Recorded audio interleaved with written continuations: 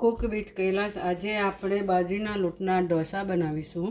તેના માટે આપણે બાજરીનો લોટ લીધો છે.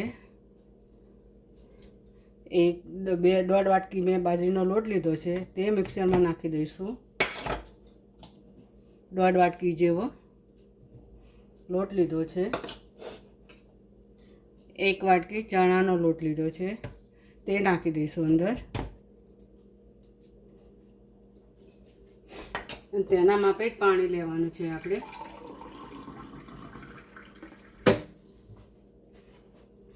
આ 1 વાટકી ભરીને પાણી લેવાનું છે. આપણે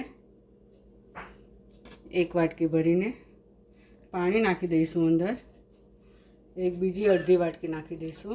પછી જોઈશે તો આપણે પાણી નાખીશું ફરીથી. હવે આપણે એને ક્રશ કરી દઈશું મિક્સરમાં.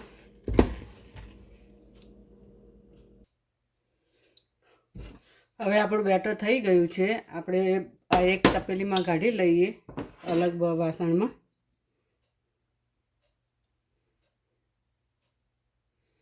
આ રીતે આપણે કાઢી લેવાનું છે. તેમાં આપણે થોડું પાણી નાખીને લઈ લેવાનું છે.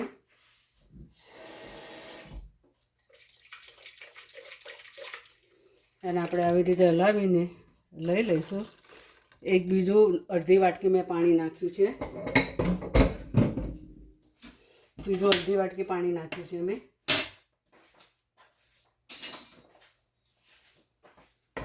અને આપણે મિક્સ કરી દઈશું.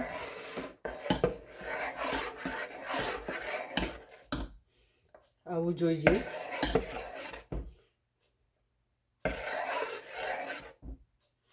આ રીતે આવું ખીરું બનાવવાનું. ચમચીમાં આપણે આ રીતે થાય એ રીતે કરવાનું છે.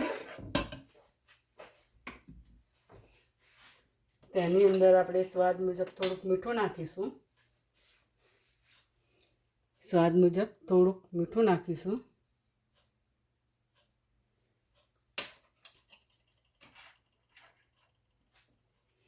અડધી ચમચી મેં બેકિંગ સોડા લીધા છે, તે નાખીશું. તેની અંદર આપણે લીંબુ નીચોવી દઈશું, એક્ટિવેટ થાય એ માટે.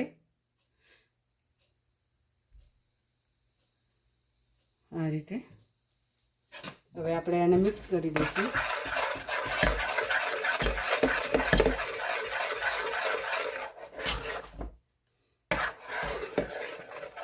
આ રીતે આપણે મિક્સ કરી દેવાનું.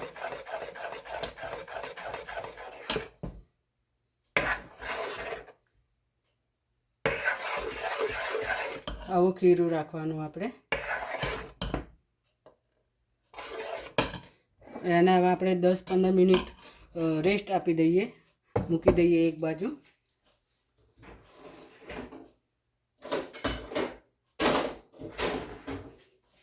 પંદર મિનિટ પછી આપણે જોઈ લઈએ. હવે વેજીટેબલ બનાવવા માટે મેં એક પેન લીધું છે.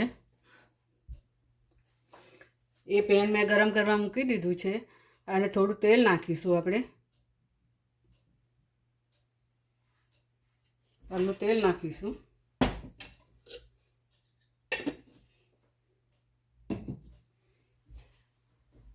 તેલ ગરમ થાય પછી આપણે બધા વેજીટેબલ શાક, કોબીજ, શિમલા મરચાં, ગાજર, મેં એક મોટું ગાજર લીધું છે, તે છીણી દીધું છે ધોઈને સાફ કરીને. અને 4 મરચાં લીધા છે, તે સમારીને મૂક્યા છે, તે નાખી દઈશું. પછી તેલ આપણું આવે એટલે અંદર નાખી દઈશું.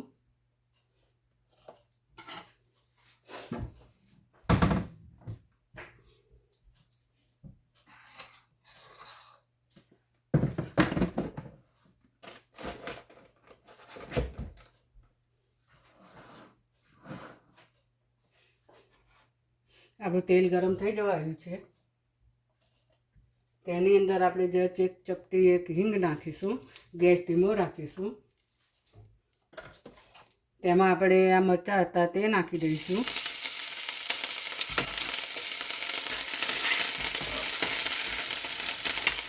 તેની અંદર આ કોબી, શિમલા મરચાં એ નાખી દઈશું.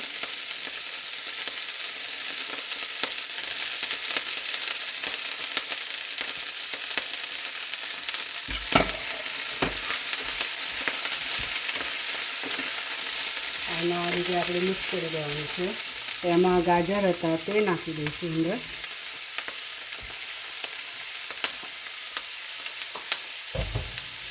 બધું મિક્સ કરી દઈશું.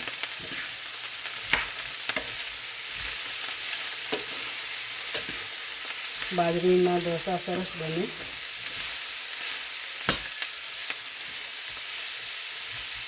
આપણે થોડા કાચા પાકા રાખવાના છે, પૂરા ચડવા નથી દેવાના. તેની અંદર આપણે થોડું મીઠું નાખીશું સ્વાદ અનુસાર.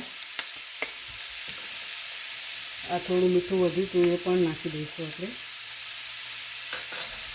મિક્સ કરી દઈશું.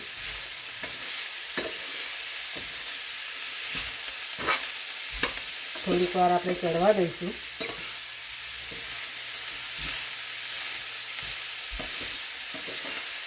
એના કાચા પાકા જ ચડવાના છે આપણે.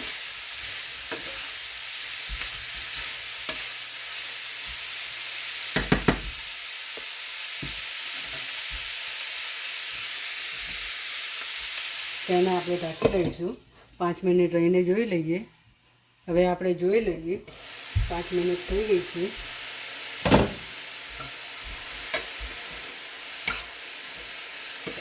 અને આ રીતે આપણે હલાવતા જવાનું. મેં વચ્ચે એકવાર જોયું હતું શાકભાજી.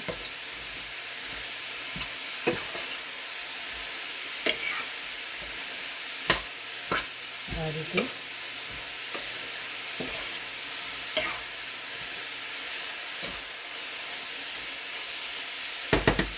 તેની અંદર આપણે મસાલા કરી દઈશું. ચપટી હળદર નાખીશું. ચપટી લાલ મરચું નાખીશું. 1 ચમચી ધાણા જીરું નાખીશું. મીઠું તો આપણે નાખી દીધું છે.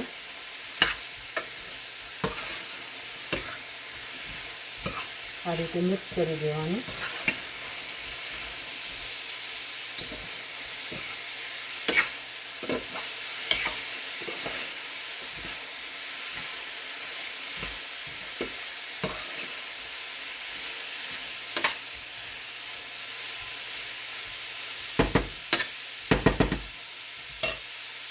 હજુ 5 મિનિટ રહીને આપણે જોઈ લઈએ.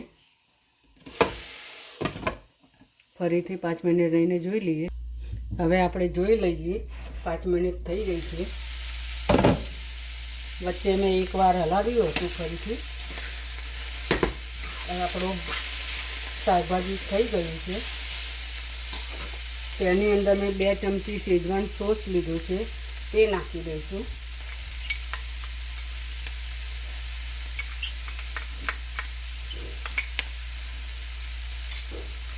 આપણે મિક્સ કરી દઈશું બરાબર.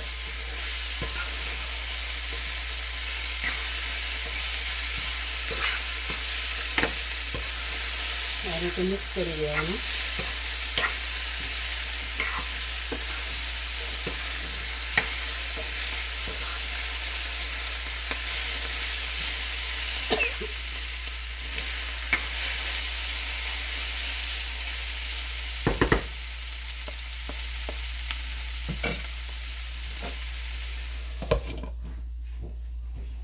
થઈ ગયું છે. હવે આપણે 5 મિનિટ રહીને જોઈ લઈએ. અને બાજુમાં આપણે એક તવી મૂકી દઈએ. હવે આપણે જોઈ લઈએ. આપણી શાકભાજી થઈ ગઈ છે.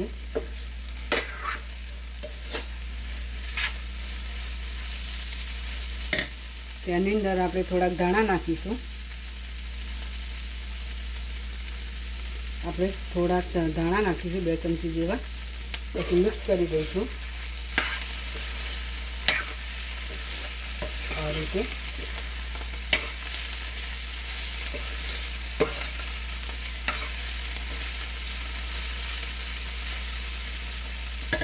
હવે આને એક બાજુએ મૂકી દઈશું અને ઢોસાની તવી મૂકી દઈશું આપણે. ગરમ થાય ત્યાર સુધી આપણે રાહ જોઈએ. હવે આપણો તવો ગરમ થઈ ગયો છે, તે ચાલુ કરી દઈએ આપણે. અને આપણે થોડુંક પાણી છાંટવાનું છે, પછી આપણે ઠંડો કરી દેવાનો છે આ રીતે. પછી જે આપણે આ બેટર હતું તે 2 ચમચા નાખવાનું અને એક જ ડાયરેક્ટ આપણે હલાવવાનું છે આ રીતે.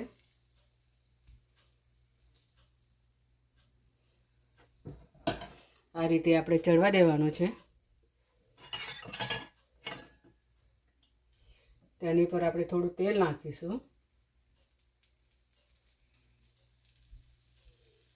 ઢોસો થાય ત્યાર સુધી.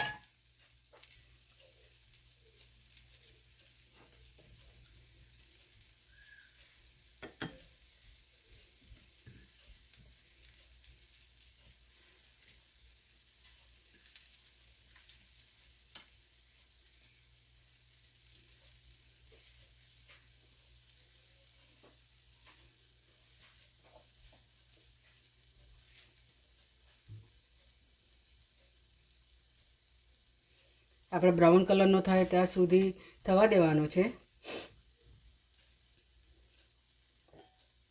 હવે આપણે એને પલટાવી દઈએ.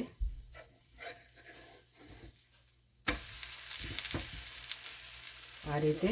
જો મારો વિડીયો ગમે તો લાઈક કરજો, શેર કરજો, સબસ્ક્રાઈબ કરજો.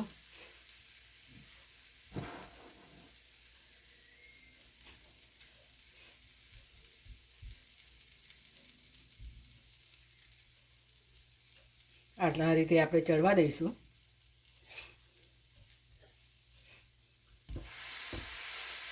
તેને ફરીથી આપણે પાણી નાખવાની જરૂર નથી. એક જ વાર આપણે પાણી ઠંડો કરી દઈએ એટલે પછી ઠેર સુધી આપણે ચાલ્યા કરશે.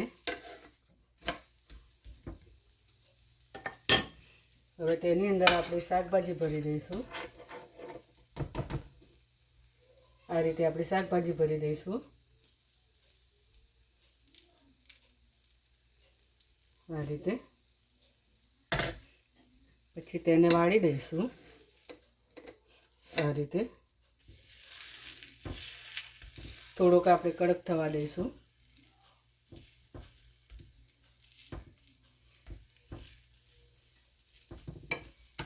થોડો કડક થાય ત્યાં સુધી આપણે થવા દઈએ, પછી પલટાવી દઈશું.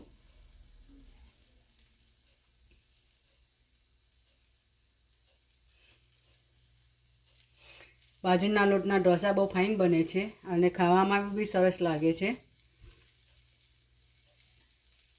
ચોખાના બનાવીએ એ રીતે જ બને છે યાર, એના જેવા જ બને. આપણે પલટાવી દઈએ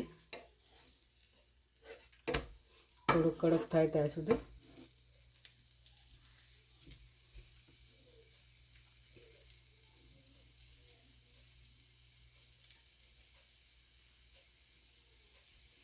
હવે આપણે લઈ લઈએ. ગેસ બંધ કરી દઈશું.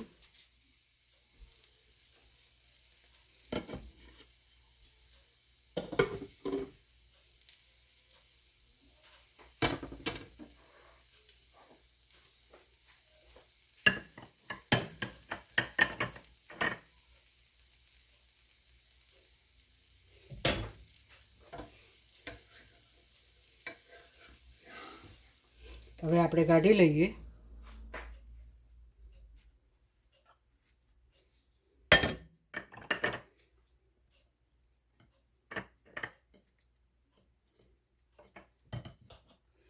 આ રીતે બાજરીના લોટના ઢોસા તૈયાર છે. સોસ સાથે અને ચટણી સાથે સારા લાગે છે. તમે પણ બનાવજો અને પછી કહેજો મને કે કેવા બને છે અને કેવા લાગે છે. ફરીથી મળીએ નવા વિડીયોમાં. ત્યાં સુધી બાય બાય.